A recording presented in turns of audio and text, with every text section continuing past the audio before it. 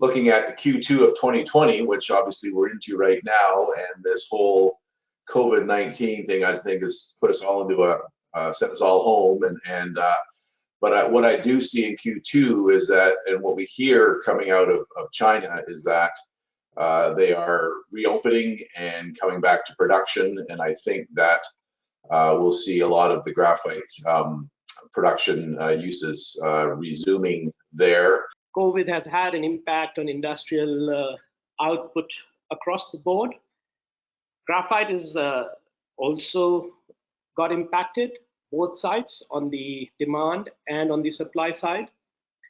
The first impact we saw was on the newer supply companies coming in from Africa, the Syra, the Bass Metal, who have actually announced production offs for indefined periods as of now. China saw quite a few closures.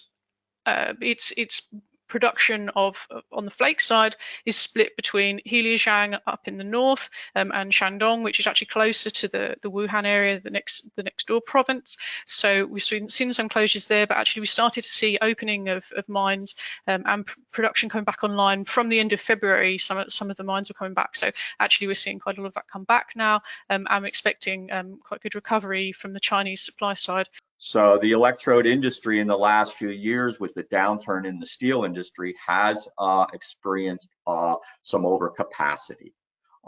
The other big factor in the electrode industry that caused prices to go up and tightness was the supply of the needle coke, which is used to make the high quality electrodes. Since the tightness, there's been a lot of new capacity in needle coke, especially in China. In this March, the Brazilian Steel Institute expects a 20% demand reduction in Brazilian steel market.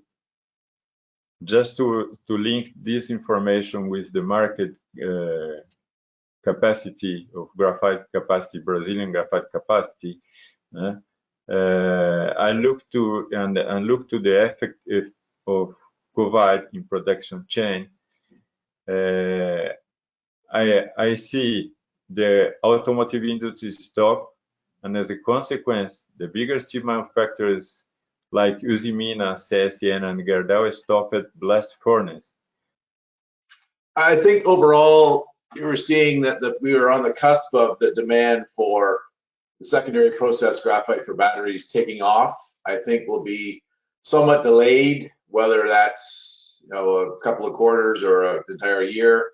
Difficult to say at this point, but prior to the COVID, we were looking at the demand for graphite for batteries alone going from, in 2018, 180,000 tons a year up to 1.6 million beyond 2025. So I think we'll see a delay for that, but I do see that the demand for EVs is going to come back, and it may come back preferentially to internal combustion engines.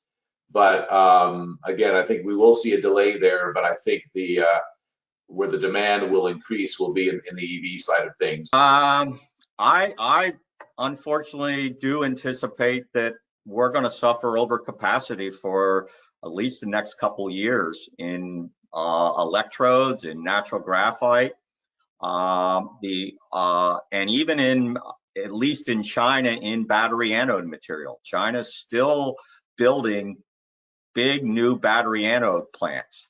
The question for the battery anode market is, what do the Western companies want to do? Do they still want to access their battery anode material from China, or are they going to start promoting companies to produce it outside of China, which will obviously add even more overcapacity, but they'll be willing to support them? I think if you look at what's been happening on the flake side in recent years, so the COVID closures aren't anything particularly new. We've had closures for environmental reasons for many years, and although the price has seen some fluctuation, actually the oversupply or overcapacity rather has been able to stop some of those prices having major disruption and major hikes. And you can see from that, that actually there are significant stocks, or there were going into this new crisis. Now, the electric vehicle market, we were expecting, this humongous rise in demand that would eventually take out some of that overcapacity in some of those stockpiles, but we've had weakening from the incentives for EVs, and now we're weakening from the effects of COVID-19. So we're still pushing back and back on those forecasts of when that might happen. So for the short term, yes, I agree with Stephen, but I think in the longer term, we will see that overcapacity eroded, but it could take quite some time. How does it impact consumption of graphite? Well, the heart of a fuel cell is made out of graphite. You cannot make a fuel cell today without graphite. So as you have more fuel cells getting adapted in whatever applications they find use, ultimately it's a green energy source.